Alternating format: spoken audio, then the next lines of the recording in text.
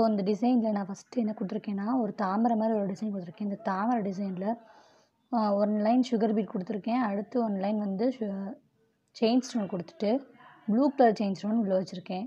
அதே மாதிரி சென்டரில் இருக்கிறதுக்கு வந்து 1 லைன் சுகர் பீட்டும் செயின் ஸ்டோன் வச்சுட்டு உள்ளே வந்து ஒரு சீனி பாசி ப்ளூ கலர் சீனி பாசி கொடுத்துட்டு இந்த ஃபுல்லாக ஜர்கான் ஸ்டோன் நல்லா க்ளூ அப்ளை பண்ணிவிட்டு அது மேலே ஒட்டிட்டேன் ஃபுல்லாக ஜர்கான் ஸ்டோனு.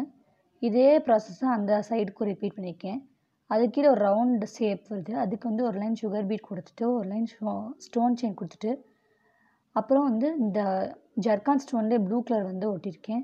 அப்புறம் நடுவில் ஒயிட் கலர் ஸ்டோனாக ஃப்ளவர் மாதிரி ஷேப்பில் ஒட்டியிருக்கேன் கம் போட்டுட்டு. அப்புறம் ஒரு சுடி மாதிரி வருது. அந்த மாதிரி டிசைனுக்கு வந்து நான் என்ன கொடுத்துருக்கேன்னா ஒரு பைப்பிங் த்ரெட் வச்சுட்டு லோட் கொடுத்துட்டு ப்ளூ கலர் த்ரெட்டில் லோட் கொடுத்துட்டு அதை சுற்றி வந்து 1 லைன் சுகர் பீட் கொடுத்துருக்கேன். இதுலேயும் பைப்பிங் த்ரெட்டில் கொடுத்துட்டு சுகர் பீட் கொடுக்காம செயின் ஸ்டிச்சில் டபுள் செயின் ஸ்டிச்சில் அவுட்லைட் கொடுத்துருக்கேன்.